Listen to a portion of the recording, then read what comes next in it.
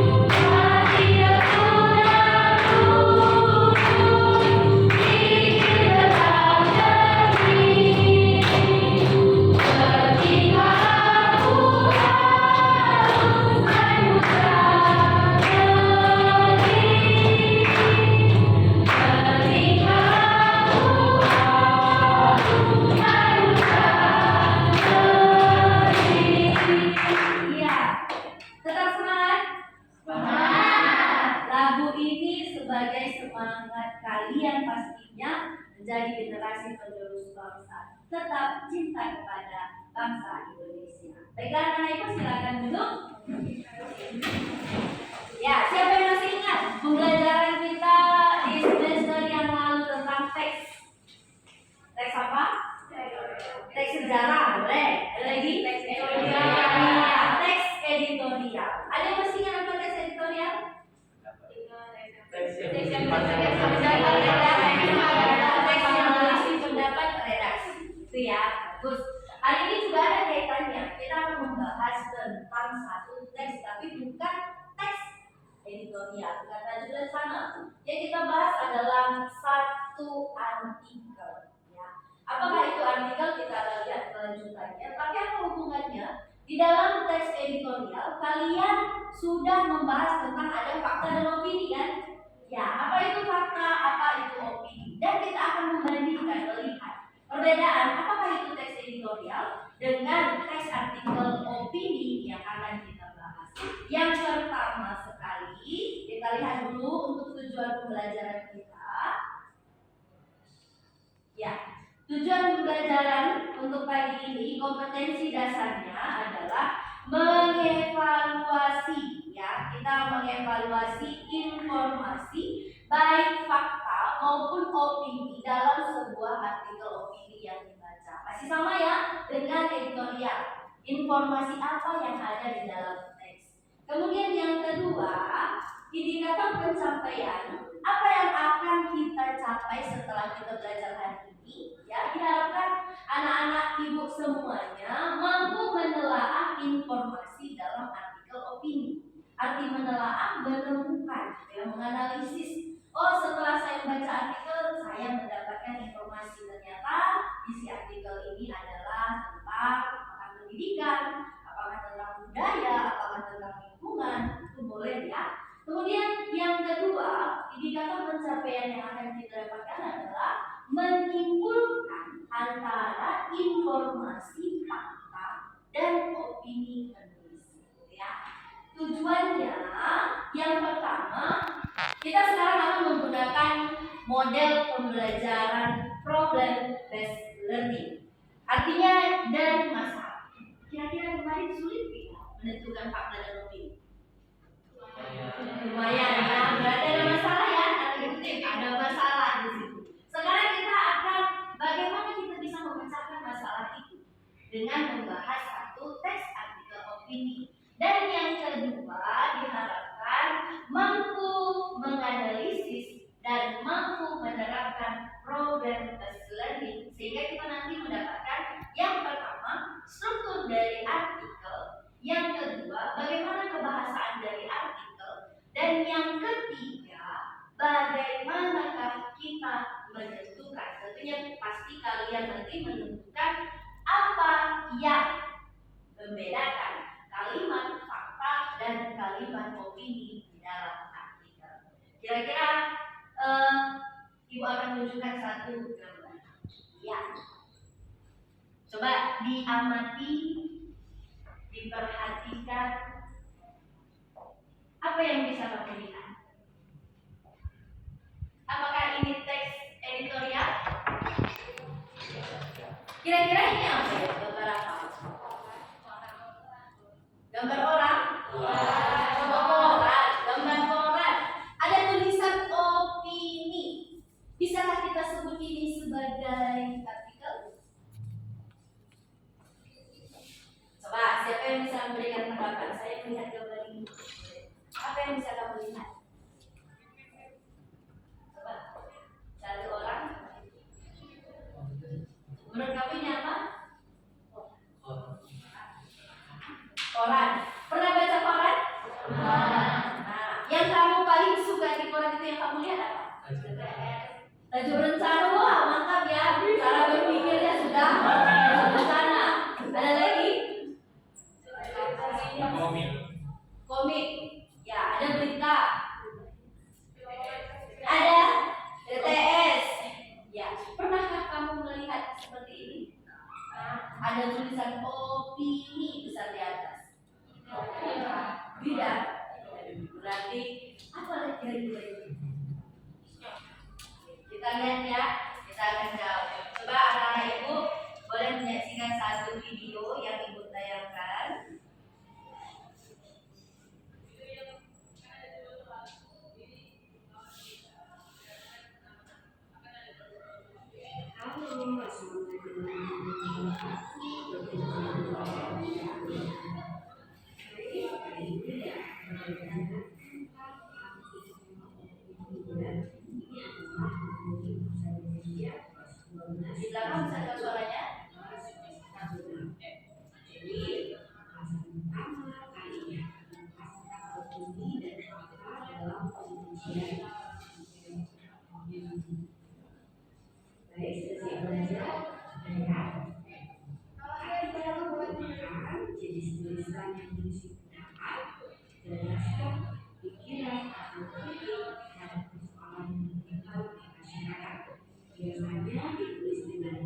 yang populer.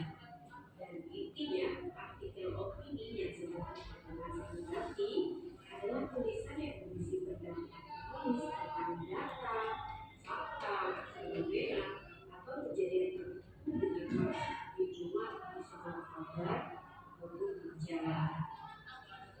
Sebelum kita masuk ke pembelajaran lebih lanjut lagi, pernahkah Anda semuanya mengalami majalah atau surat kabar secara serius atau mendalam seperti itu? Pernah ya? Jika pernah, apa yang Anda temukan di dalam surat kabar tersebut? Dibahas dari segi isinya saja terlebih dahulu.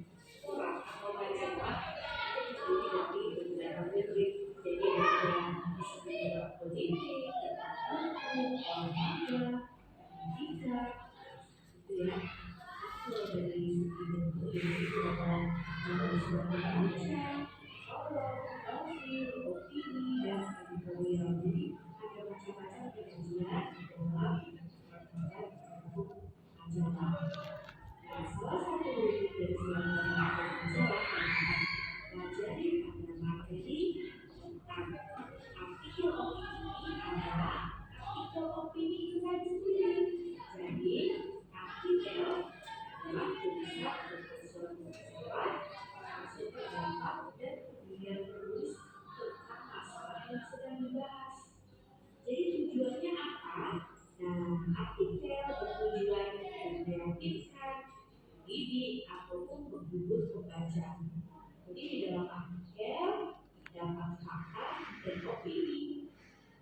Nah, masalah fakta dan opini ini sebenarnya diambil dari pembelajaran sebelumnya sudah dibahas. Namun akan dibahas secara mendalam bagian fakta dan opini di dalam penyajian artikel opini. Untuk membedakan antara fakta dan opini, kita akan pahami lebih dahulu konsep dasar fakta dan opini ya. Jadi yang pertama, kita akan membahas tentang fakta. Fakta adalah kenyataan atau peristiwa yang benar-benar ada atau terjadi. Jadi biasanya dapat menjawab pertanyaan apa, siapa, kapan, di mana, atau berapa. Seperti itu ya. Baik, kita lanjutkan ke ciri-ciri fakta. Jadi ciri-ciri fakta yang pertama merupakan suatu kebenaran umum, dan yang kedua menyertakan bukti berupa data yang akurat, dan yang ketiga mengungkapkan peristiwa yang benar-benar terjadi. Baik, contohnya contoh fakta. Pada tanggal 25 April 2015 lalu, terjadi sebuah bencana alam yang sangat mengerikan di negara Nepal.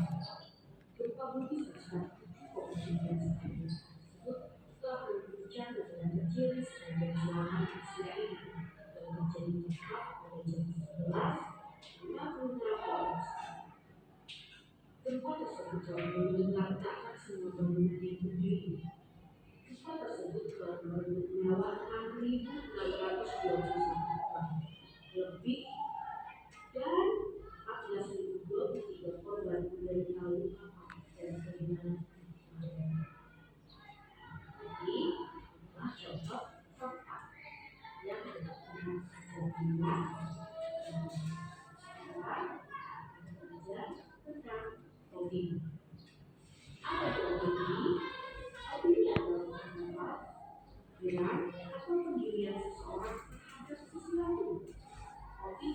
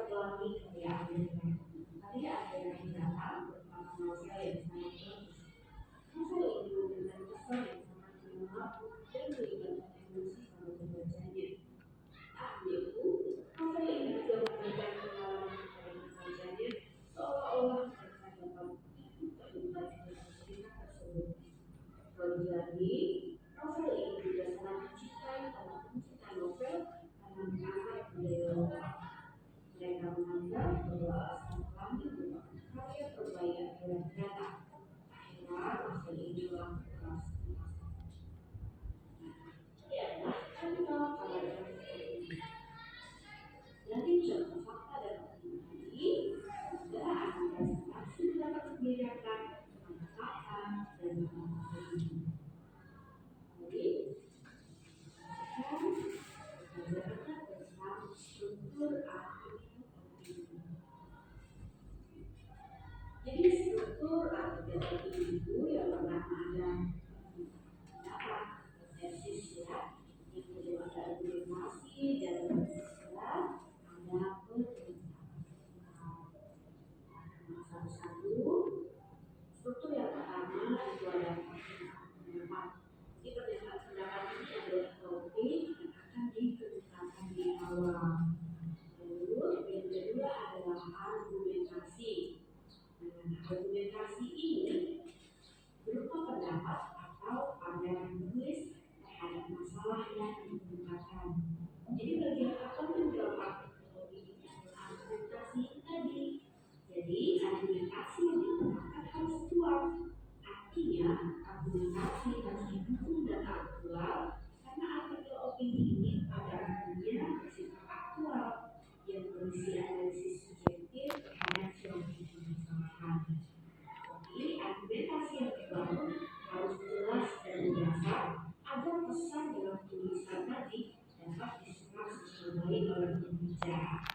Dan kita menulis artikel opini, kita harus memberikan solusi yang komprehensif. Artinya solusi yang luas, yang lengkap, jadi mencakup wawasan yang luas terhadap masalah yang kita bahas dalam artikel yang ditulis. Paham ya? Lalu yang ketiga, bagian akhirnya adalah pernyataan ulang. Jadi pernyataan ulang pendapat ini, pernyataan ulang pendapat atau re-expression, yaitu penegasan kembali pendapat yang telah dikemukakan agar dibaca yakin dengan pandangan atau pendapat tersebut. Itu ya. Membahas tentang struktur opini. Lalu kita akan belajar mengenai penggunaan bahasa dalam artikel opini. Nah, dari penjelasan awal tadi tentang penggunaan opini, bahwa artikel tersebut bersifat ilmiah populer. Nah, berbeda dengan bahasa ilmiah lainnya ya, pada umumnya itu berbeda. Karena penggunaan bahasa ini pasti perlu diperhatikan supaya dapat melihat sasaran pembacanya. Nah, kecenderungan pembaca teks artikel ini adalah mereka senangnya membaca tulisan yang tidak terlalu panjang, mudah dibaca dan juga dipahami. Karena itu pada saat membuat artikel opini, menggunakan bahasa yang komunikatif, yang detail dan penyajiannya ringkas. Ya, dalam menggali gagasan argumentasi, gunakan kalimat efektif, konsisten dan mudah dimengerti. Jadi jika Anda semuanya menulis artikel opini, Anda menggunakan istilah-istilah asing atau bahasa daerah, maka buatlah pandangan terbaca dalam bahasa Indonesia. Tujuannya apa? Supaya pembaca lebih mudah mengartikannya dan dapat menyerap pesan-pesan yang disampaikan di dalam artikel. Ya, baik. Paham ya? Oke, kita akan lanjutkan tentang kaidah pembahasan dalam penulisan opini. Yang pertama, untuk adverbial. Apa itu adverbial? Adverbial adalah bahasa yang dapat mengekspresikan sikap posisi biasanya agar dapat meyakinkan pembaca diperlukan ekspresi kepastian yang bisa dipertegas dengan kata keterangan atau adverbial yang benar. Jadi ketika menulis ini, adverbial atau kata keterangan yang digunakan adalah adverbial substantif. Ini selalu, biasanya, bagian besar, sering, kadang-kadang, jarak. Nah, ini dijelaskan dalam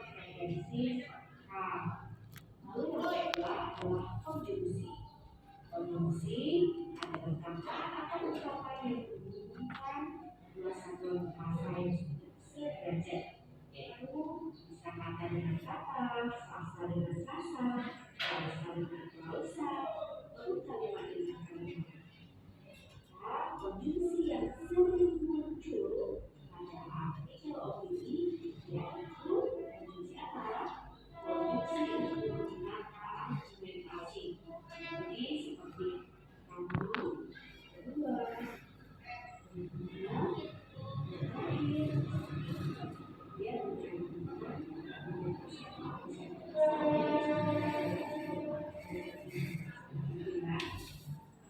baik yang ketiga adalah kosakata. Kosakata adalah penggunaan kata-kata.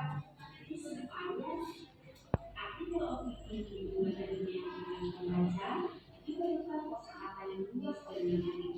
Jadi biasanya konten dari artikel opini tadi yang menarik itu berbeda aktual, itu yang bersejarah dan bisa orang lalu fenomenal, yaitu mengangkat permasalahan yang luar biasa yang hebat atau yang bagi bumi. Kemudian ketiga dapat membangkitkan imajinasi atau daya pikir untuk membayangkan. Jadi permasalahan yang disajikan dalam artinya dapat menunjukkan bayangan atau imajinasi dari pembahasannya seolah mereka merasakan atau memahami langsung dan disampaikan. Mulai kemudian ketiga ini perbedaan antara fakta dan opini, contohnya lalu struktur dari artikel opini dan juga kaidah berbahasa. Guys, ini dari sebuah pembukaan. Ya, kira-kira apa yang tadi kamu amati? Mulai dari gambar sampai dengan ini. Siapa yang bisa memberikan pendapat? Apa yang tadi kamu dengarkan? Apa yang kamu amati? Begitu kita lihat, oh, kita langsung berpikir. Ini gambar ini. Nah, tadi sudah ada yang kamu sebutkan. Apakah itu komik? Nah, apakah itu tajuk rencana atau editorial? Kemudian kita sudah saksikan video. Kira-kira isi video yang kamu amati, yang kamu dengarkan tadi apa? Duluan. Siapa? Jangan demo, berani tunjuk diri. Sudah ada yang memakai seperti inputnya. Ungkapkan saja, jangan ada dusta di antara kita. Siapa? Ayo. Boleh? Silakan berdiri ini. Apa yang kamu amati tadi? Silakan berdiri.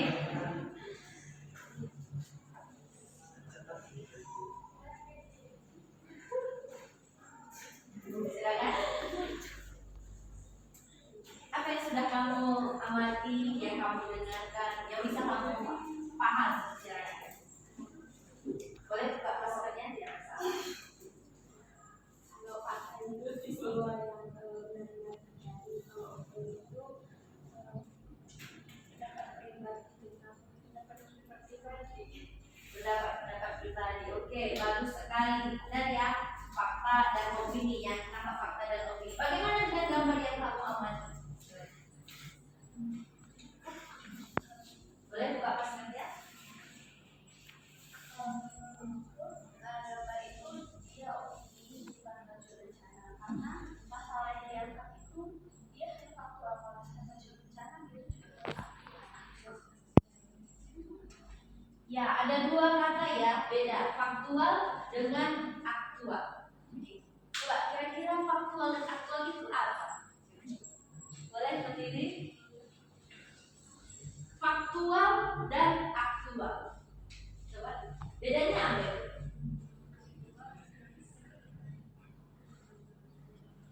Coba Syukur, silakan berdiri. Boleh buka maskernya?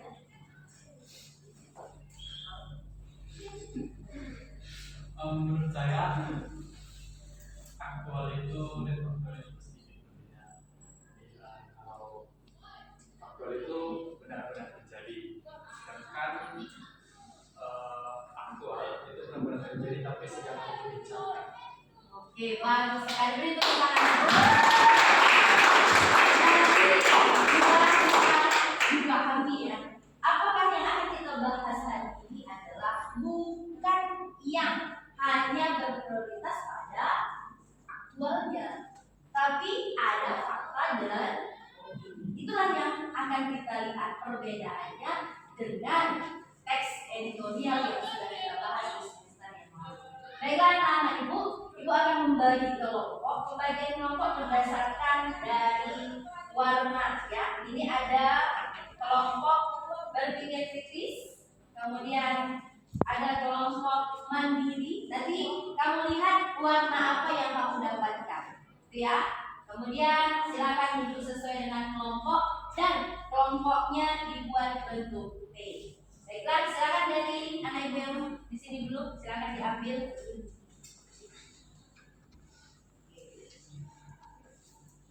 Silakan diambil. Tidak usah takut. Ini adalah hijau. Ada yang menyusul. Hadiahnya 1 tiket ke Bali.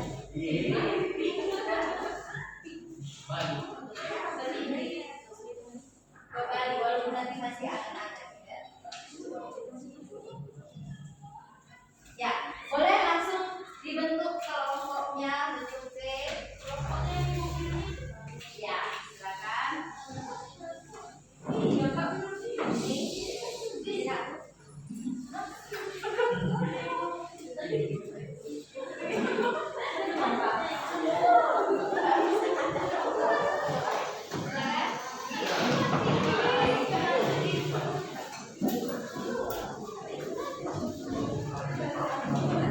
Oke, silakan dibentuk kelompoknya. Bentuk T ya. Oke,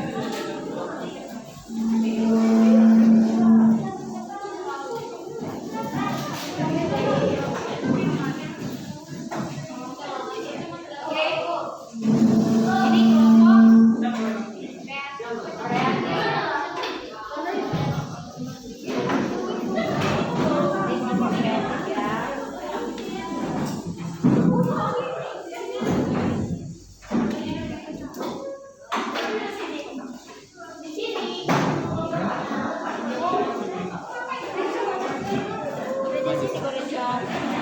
Maju ke sana.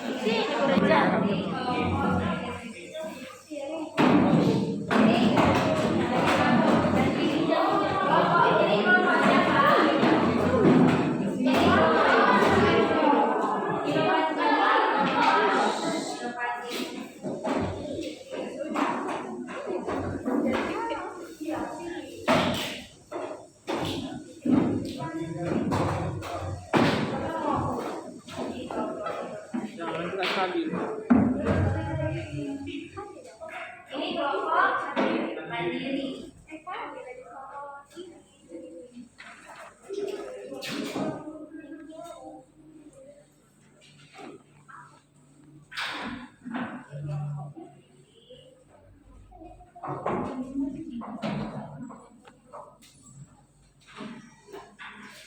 Kemudian ini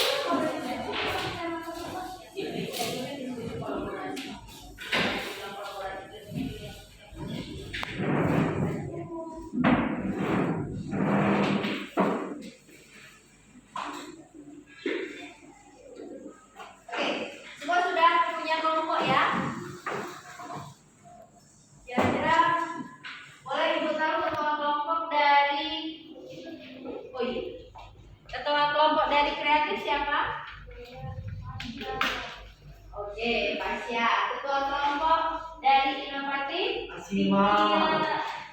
Cynthia. Ketua kelompok dari mandiri. Ketua kelompok dari berpikir kritis. Ya, anak-anak ibu akan bagikan lembar kegiatan peserta didik. Ya, silakan dibuka dulu. Ini ibu bagikan satu kelompok. Ya, ada nanti kamu baca satu artikel. Ada artikelnya. Kemudian ada tugas yang kamu kerjakan. Ya, kira-kira dari tampilan gambar dan dari video yang kita saksikan tadi, bagaimanakah struktur dari artikel, bagaimana kebahasaannya, dan kalimat fakta dan opini yang ada di dalamnya. Ibu bagikan dulu, boleh silakan dibaca dulu.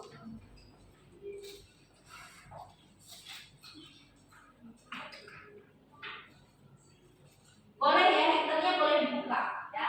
Hektarnya boleh dibuka, boleh dibagi-bagi. Silakan diamati masing-masing.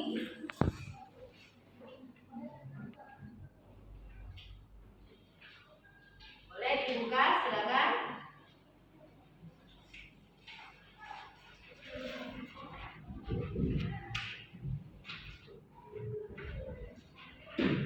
Adakah yang tidak dipahami? Coba lihat lembar pertama.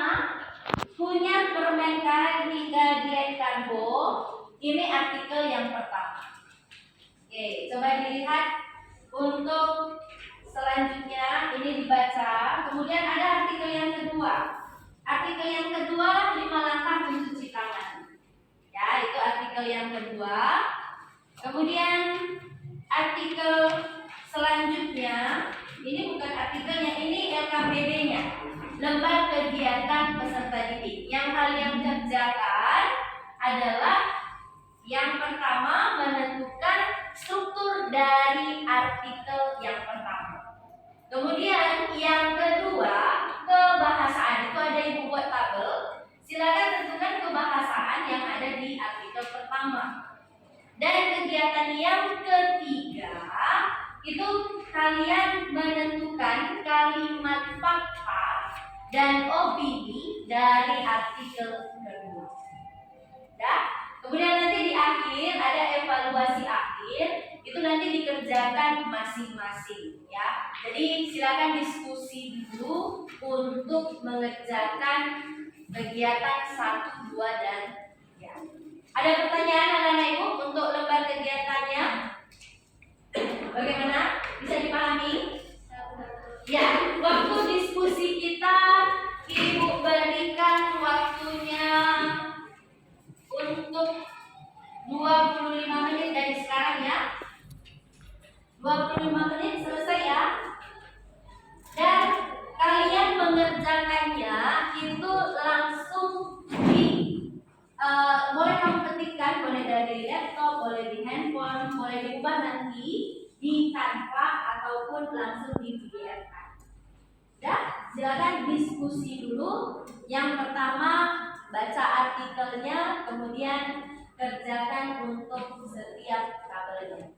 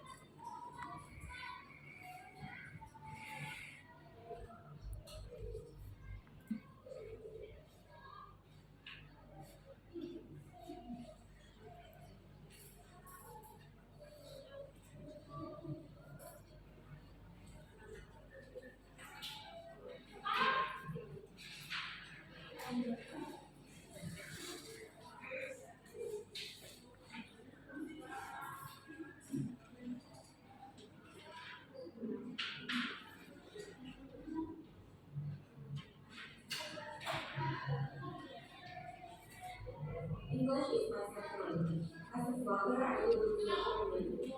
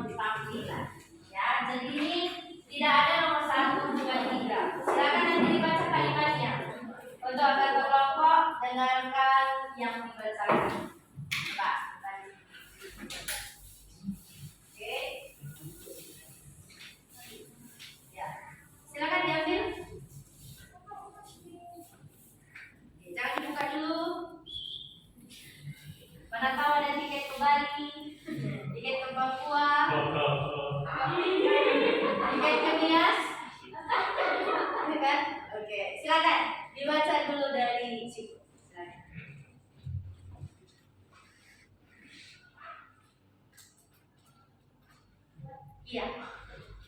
Silakan dibacakan Cang Nangis. Kami siap tampil pertama. Iya.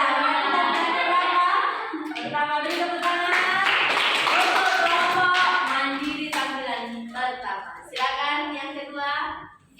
Pertama dulu mereka yang PSI. Oke. Ya, berarti tampilan berapa? Dua. Ya, kelompok kreatif tampilan 2. Beri tepuk tangan untuk kelompok kreatif. Sepertinya ada yang bahagia sekali. Silakan dibacakan. Kami kelompok yang sabar terakhir pun tidak masalah. Terakhir berarti tampilan 4. Kelompok inovatif. Ya. 1, 2 dan kami akan maju. Iya, berarti tampilan 3. Oke, tepuk tangan untuk semuanya. Dan kembali ke kelompok masing-masing. Baiklah, anak ibu, tibalah waktunya kita akan lihat presentasi dari setiap kelompok. Ya, kelompok tampilan 1 mandiri boleh ke depan. Ya, dalam tampilan ini nantinya setiap kelompok yang tampil akan mempresentasikan hasil diskusi mereka, dan kelompok yang mendengarkan sebagai audiens boleh memberikan tanggapan, kritik, saran atau masukan. Oke. Yang mana data yang saya kalian share tadi? Boleh? Ada yang di-share tadi? Yang mana ini? Yang ini? Ya. Oke, boleh di-scroll down. Oke, kita lihat sama-sama. Silakan berikan dulu kegiatannya untuk menulis. Kita perhatikan sama-sama dari tampilan kelompok mandiri.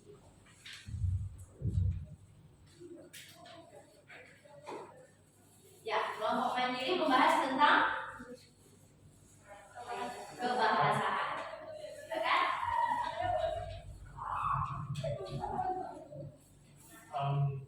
Baik, sebagai kelompok yang pertama presentasikan, kami akan memulai. Yang pertama Oke, sebentar. Seperti biasa, ketika kita presentasi, perkenalkan sapa dulu. Ya. Kita presentasi ya. Jadi sapa dulu, kemudian perkenalkan anggota dan mulai presentasinya. Silakan. Jadi kami akan mempresentasikan mengenai kewirausahaan. Nah, sebelum kami berpresentasi, kami memperkenalkan diri kami masing-masing. Saya Syukur Hengki sebagai ketua kelompok.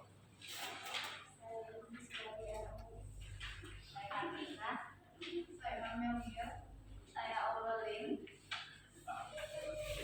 Setelah kami akan memulai presentasi kami akan kepada semua dapat mengenalkan dan menyimak mereka. Yang pertama itu penggunaan istilah. Di keterangan ini dijelaskan bahwa penumpukan lemak di perut bisa membuat tekanan otot pembatas antara perut dan esofagus. Esofagus itu kami jelaskan sedikit, artinya bagian dari saluran pencernaan, bentuknya berupa saluran yang menghubungkan kerongkongan dengan lambung. Esofagus terletak di belakang trakea atau batang tenggorok dan di depan tulang belakang. Ukuran esofagus itu panjangnya berkisar 25 sampai 33 cm dan diameternya bisa mencapai 2 cm. Istilah kondisi untuk kondisi ini adalah hiatus hernia. Kami jelaskan sedikit lagi tentang hiatus hernia itu. Hiatus hernia itu adalah meskipun dinilai berbahaya, hernia jarang menimbulkan gejala bagi pengidapnya. Tetapi penyakit yang dapat menimbulkan keluhan kesehatan lain yaitu GERD. Artinya GERD itu kami jelaskan sedikit lagi, artinya penyakit pencernaan di mana asam lambung atau empedu mengintasi lapisan dalam saluran makanan. Itulah mengapa orang obesitas atau sering disebut dengan kegemukan atau terjadi akibat gaya hidup yang tidak sehat. Misalnya kebiasaan makan, makanan tinggi gula dan lemak, dan jarang berolahraga. Hingga ibu hamil kerap merasakan asam lambung naik lebih sering disertai heartburn. Artinya, kami jelaskan lagi sedikit arti di heartburn itu terjadi akibat makanan pedas, alkohol, makanan berlebihan atau pakaian ketat. Dengan demikian, mengurangi berat badan sebaiknya menjadi prioritas bagi orang obesitas sebagai cara mencegah asam lambung naik bagi ibu hamil. Mengatur asupan nutrisi juga penting. Yang kedua, penggunaan kata kerja mental. Pertama saya jelaskan penggunaan kata kerja mental itu jenis kata kerja yang mendeskripsikan sikap atau respon seorang terhadap suatu tindakan atau pengalaman. Kata kerja tersebut juga melibatkan indera. Meskipun kata kerja mental tidak begitu populer, namun cukup sering dipakai dalam teks ceramah, berita, dan lain-lain. Dalam teks ini, asam lambung naik atau acid reflux bisa terjadi kapan saja dan menyebabkan rasa tidak nyaman di ulu hati hingga tenggorokan.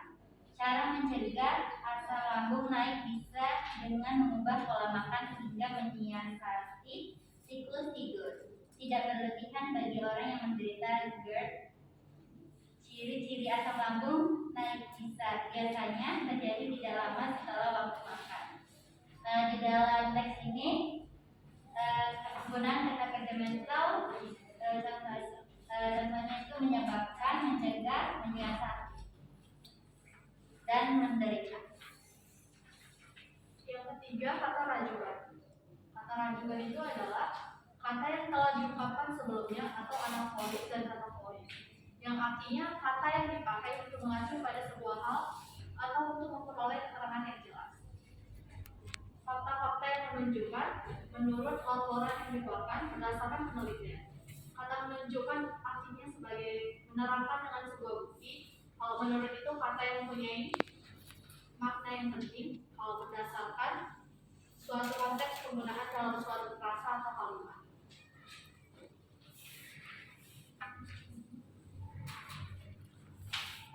Selanjutnya adalah adverbial veritatif. Adverbial veritatif ini adalah menggambarkan makna berhubungan dengan frekuensi terjadinya sesuatu yang diterangkan adverbia itu. Yang maksud ya, terkadang ada orang yang mengalami asam lambung naik saat malam hari. Ini bisa mengganggu kualitas tidur, bahkan menyebabkan sulit tidur semalaman. Yang menjadi kata atau frekuensinya adalah terkadang, yang menggambarkan frekuensi terjadinya asam lambung. Selanjutnya, konjungsi menata argumentasi. Konjungsi menata argumentasi ini adalah kata yang menghubungkan suatu kalimat sehingga membentuk sebuah argumentasi. Yang terdapat di sini, akibatnya asam lambung bisa naik kembali ke esofagus, terutama setelah makan. Dijauhi terlalu banyak minum alkohol membuat esofagus kesulitan membersihkan asam. Nah, yang menjadi konjungsi menata argumentasi di sini adalah setelah dan lebih jauh lagi.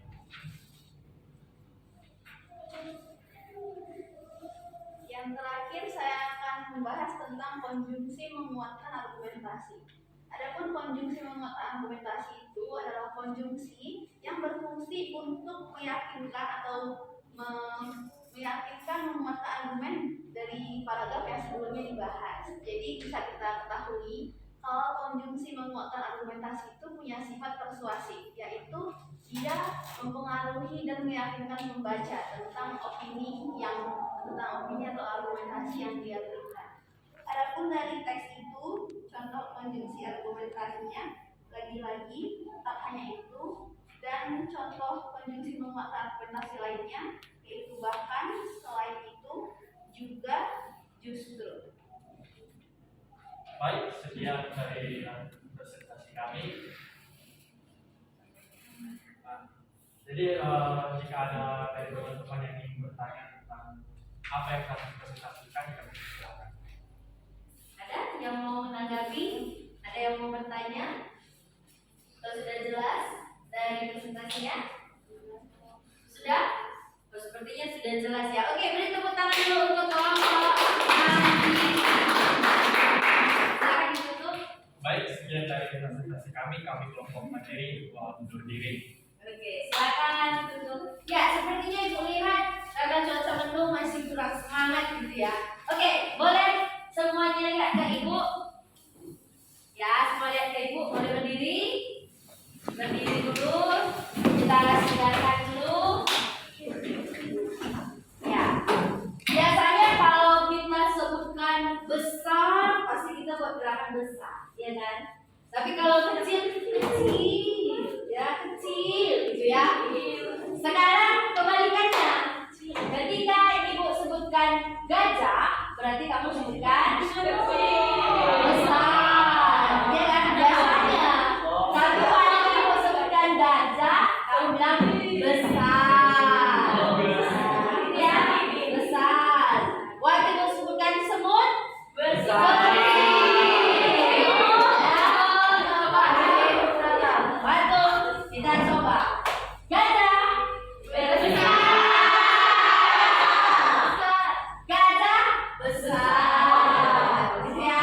Semut kecil. Jangan ada lagi yang salah. Kalau yang salah berarti tidak konsentrasi.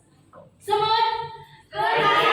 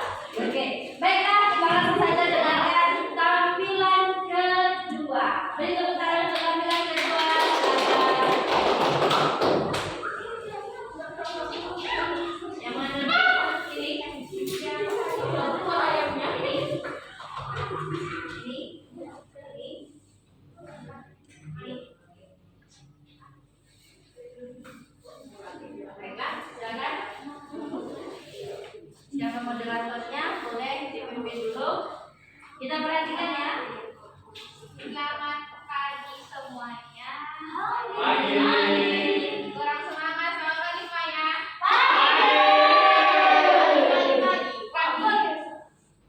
Kami dari kelompok kreatif ingin mempresentasikan tentang struktur dari artikel yang sudah terbaca. Sebelum itu kami akan mengenalkan diri kami. Ada pepatah bilang kata nama kata saya. Jadi nama saya adalah Pasya. Nama saya Sela. Nama saya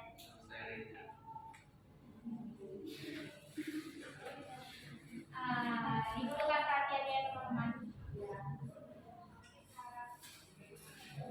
Di slide-nya diganti boleh.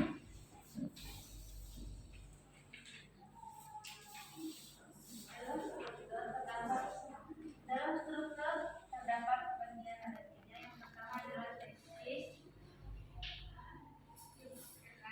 Asam lambung naik atau asyik bisa terjadi kapan saja dan menyebabkan rasa tidak nyaman di ulu hati hingga tenggorokan. Cara mencegah asam lambung naik ini adalah mengubah pola makan hingga menyiasati siklus tidur. Terbagi bagi orang yang mendeteksi ciri-ciri asam lambung naik biasanya terjadi tidak lama setelah makan. Yang kedua, argumen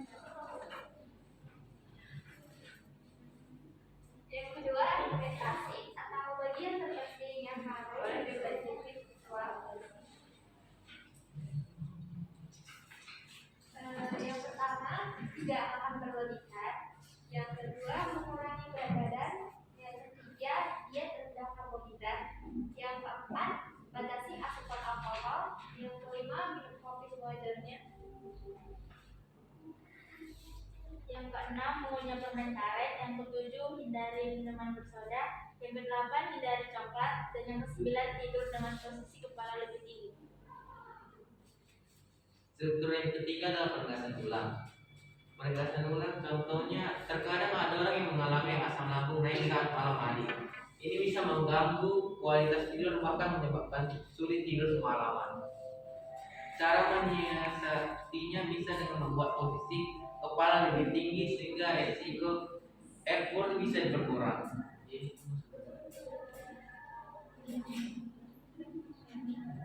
Sekian presentasi kami. Jika ada pertanyaan, kami persilakan.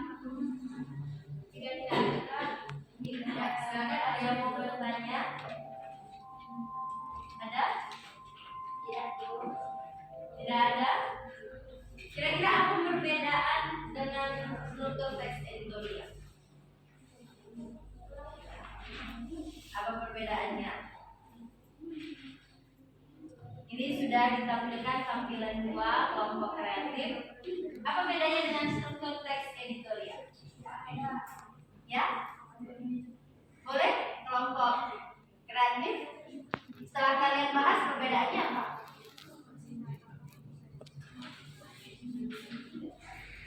kalau di editorial itu kan ada fakta dan logika. Ini kan cuma Menentukan artikel opini, karena ini artikel opini.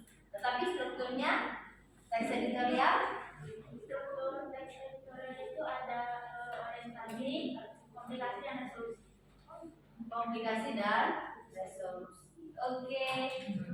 Bagaimana, ada pertanyaan untuk kelompok kreatif? Kalau tidak ada, silakan ditutup. Jika ada kekurangan kami minta maaf. Jika ada kelebihannya, tidak usah dikembalikan karena kami orangnya ikhlas. Terima kasih. Oke. Benar-benar kreatif ya. Kalau ada kembalian, tidak usah berikan ke mereka. Oke, silakan tampilan 3 langsung.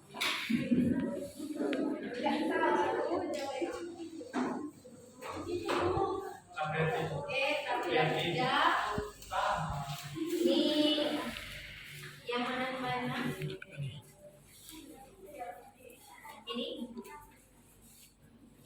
Ini ya.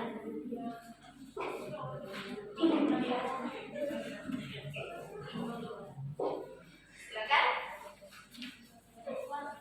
Selamat pagi teman-teman. Selamat pagi.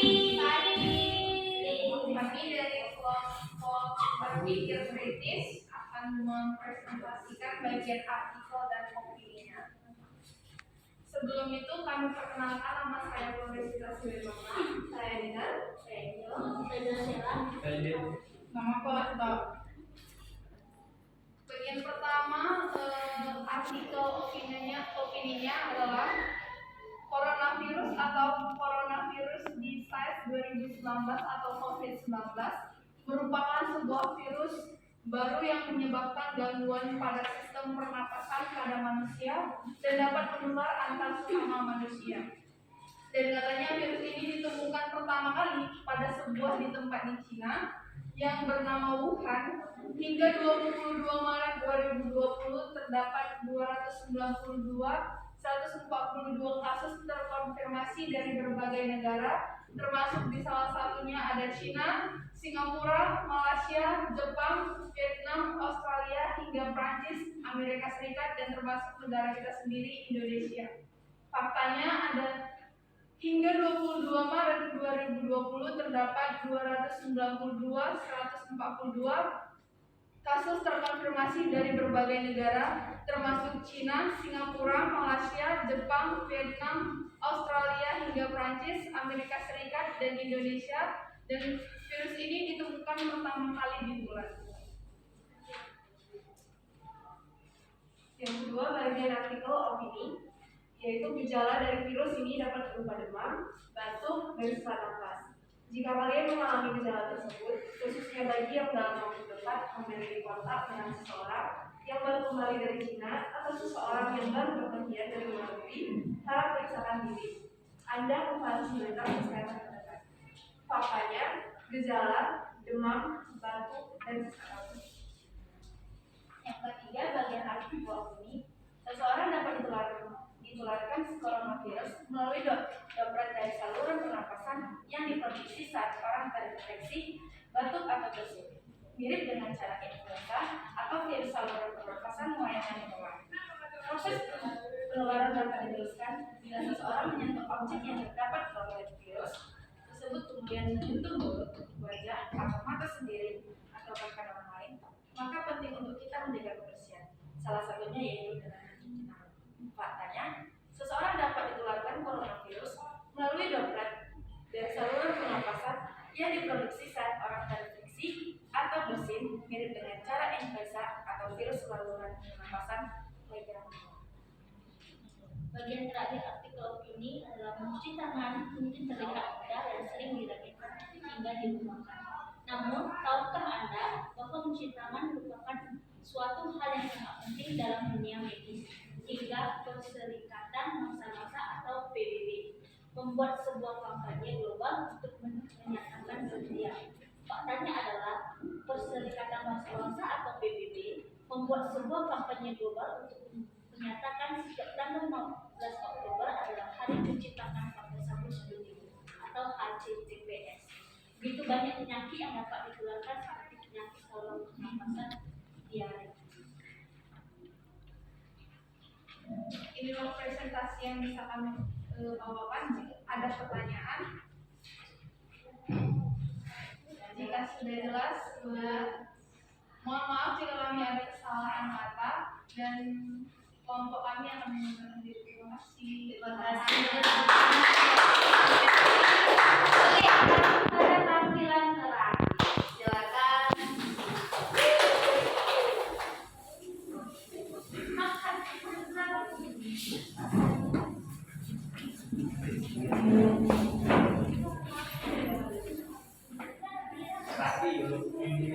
ya.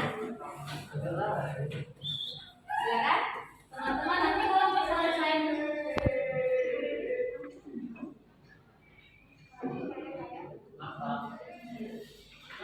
selamat pagi teman-teman. Pagi. Luar biasa.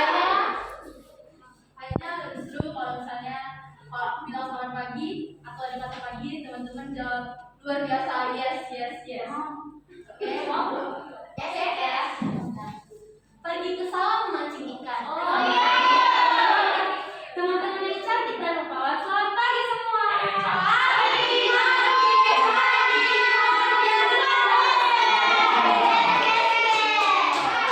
Selalu bersemangat ya, nggak apa-apa.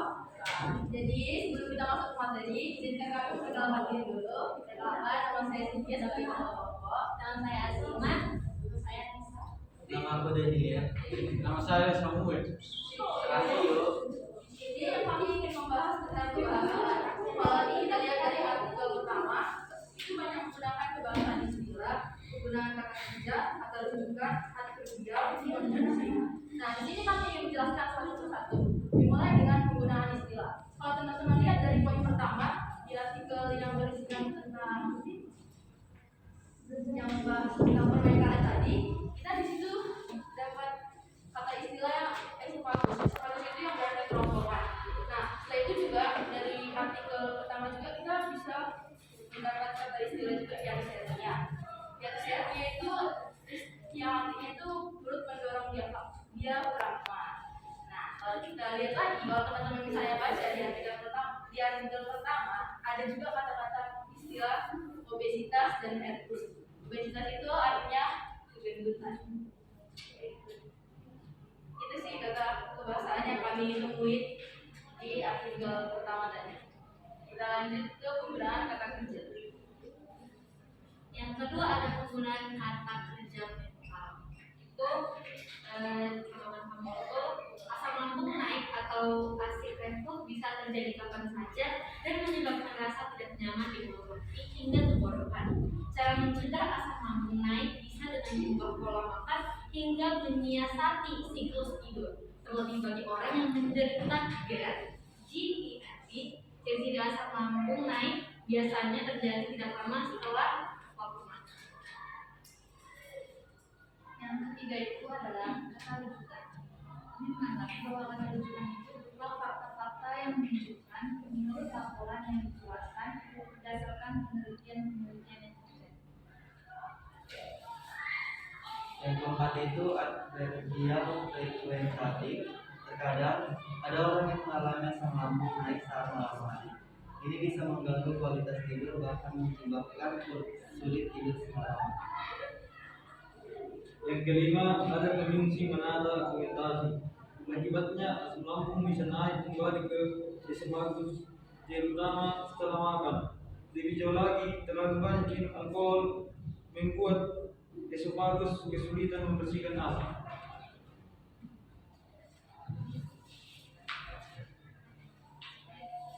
Yang terakhir ada konjungsi menguatkan argumentasi. Lagi-lagi, minuman bersoda juga membuat otot power esophageal sphincter menjadi lebih lemah dibandingkan dengan minum air putih. Tak hanya itu, otot power esophageal sphincter antara esofagus dan perut juga semakin tidak bisa menutup rapat. Itu saja hasil diskusi kami. Bagi teman-teman yang ingin bertanya, kami silakan.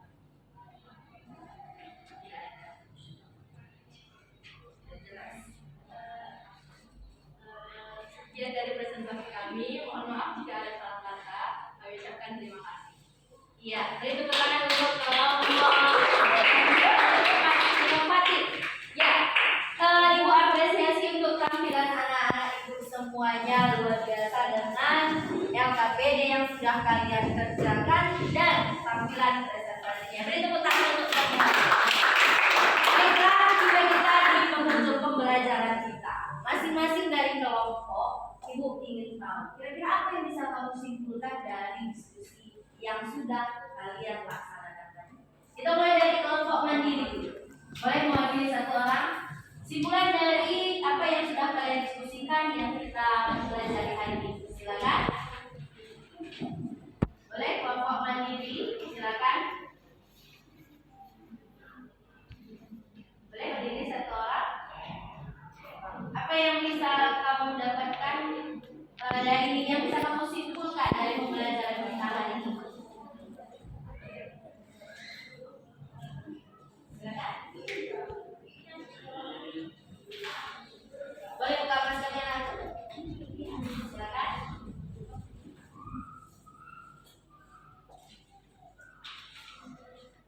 Berdasarkan pengesahan kata-kata atau kalimat yang kami bahas tadi, saya dapat menunjukkan bahwa gaya hidup yang tidak baik atau sama dengan konsumsi sesuatu yang berlebihan dapat menyebabkan kesehatan manusia itu buruk, misalnya obesitas. Nah, gaya hidup yang seperti ini juga tidak hanya mempengaruhi fisik tubuh kita saja, tapi juga mempengaruhi kita bagian-bagian dalam kita. Oke, terima kasih teman-teman. Luar biasa. Silakan kelompok kreatif. Satu orang, apa yang bisa kamu simpulkan? Silakan. Kelompok kreatif. Siap-siap kelompok berpikir kritis. Oke, bagaimana kelompok kreatif?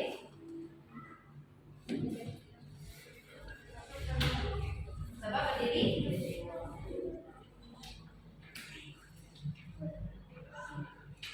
Apa yang bisa kalian simpulkan?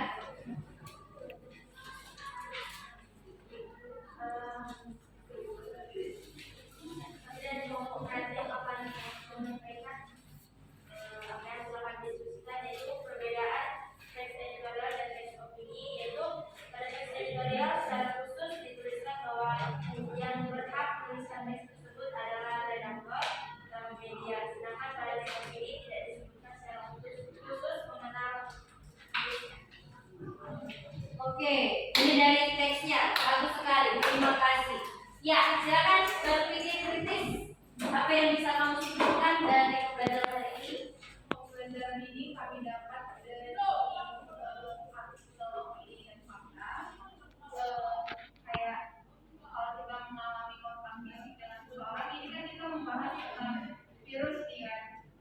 dari faktanya. Di sini ada salah satu yang menarik yang khususnya bagi yang dalam waktu dekat memiliki kontak dengan seseorang. Kita ini dalam masa yang namanya lagi penumbuhan komunikasi. Lebih bagus untuk menghindari daripada menyebabkan lagi semakin dalam virus ini. Kayak kita nggak bisa bertemu lagi, kayak kita tidak bisa berkata visi kayak gini. Jadi lebih baik yang mungkin kalau ada pacar calling, yuk kita ketemu, lebih bagus ada jaraknya dulu gitu. Kan masih bisa LDR, masih bisa video call gitu. Jadi tidak boleh kontak fisik sama teman ataupun sahabat, bisa, cuman agak ada jarak gitu. Oke, terima kasih. Langsung aplikasinya ya. Ya, tepuk tangan untuk kelompok. Dari diskusi hari ini, yang dapat kami simpulkan dari diskusi hari ini itu, kami lebih mengerti tentang struktur mulai dari basis, argumentasi, penegasan dan juga kebahasaannya. Untuk yang kami pahami dari artikel kedua, kami dapat membedakan tentang opini dan fakta. Lalu, yang dapat paham lagi bahwa kita harus menerapkan gaya bahasa dan segala sesuatu itu baik, tetapi kalau berlebihan itu tidak baik. Iya, bagus sekali. Terima kasih. Ya, refleksi hari ini satu orang wakil.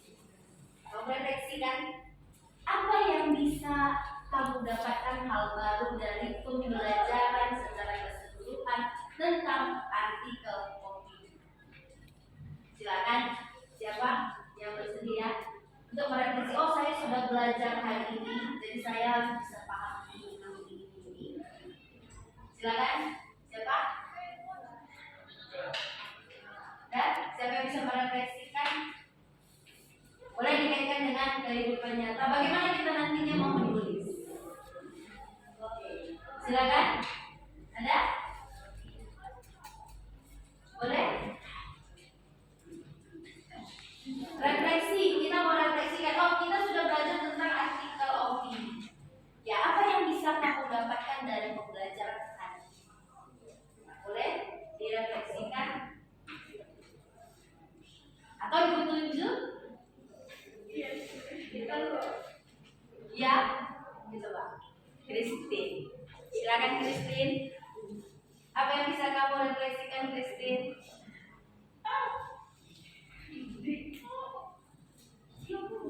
Silakan.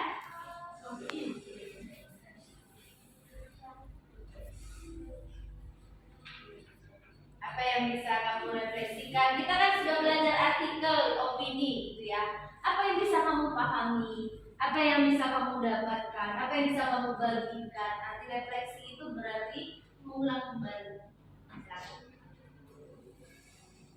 Tidak ada jawaban yang salah, loh. Silakan.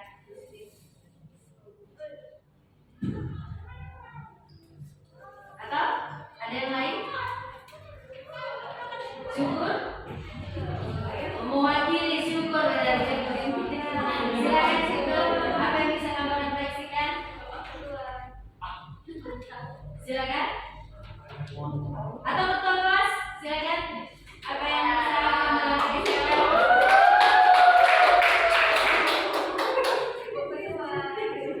Silakan. Ada yang kita temukan hari ini pembelajaran kita? Apa yang bisa kita refleksikan? Coba. Apa yang bisa kamu bagikan? Oh, saya sudah belajar ini, jadi saya pahami ini. Bagaimana dengan pembelajaran yang sebelumnya dengan yang sekarang? Oke, silakan. Silakan, Ibu. Baik, dengan kita mempelajari struktur, kaidah, cerita topik yang kita bahas ini, artikel kita bisa sendiri membuat artikel opini khususnya. Artikel opini khususnya. Oke, terima kasih.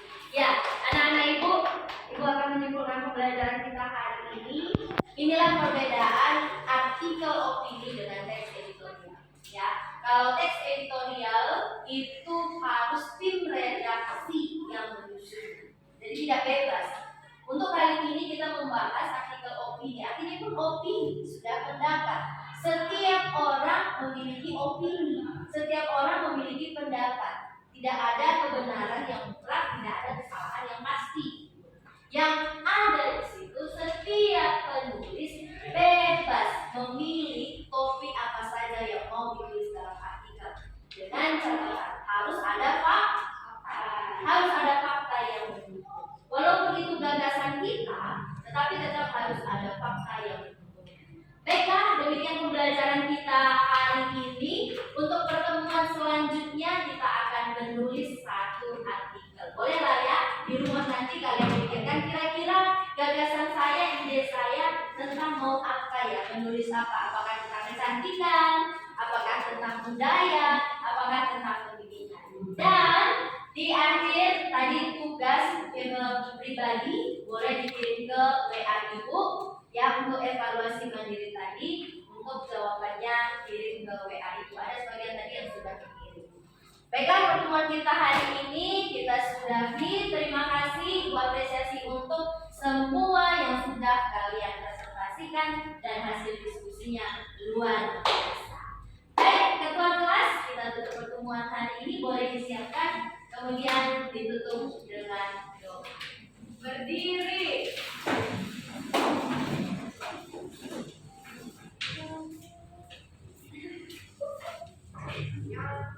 Baiklah teman-teman, sebelum kita sudahi pembelajaran kita, mari kita bersatu dalam doa. Bapa yang baik, Tuhan yang berkata dalam kerajaan surga, terima kasih Tuhan Yesus atas berkat, atas hikmat dan kebersamaan-Mu yang kami telah selesai belajar pada hari ini. Tuhan Yesus, semoga apa yang kami pelajari hari ini bisa kami terapkan dalam hidup kami. Tuhan Yesus, terlebih lagi kami bisa mengerti apa yang akan kami bahas di minggu yang akan datang.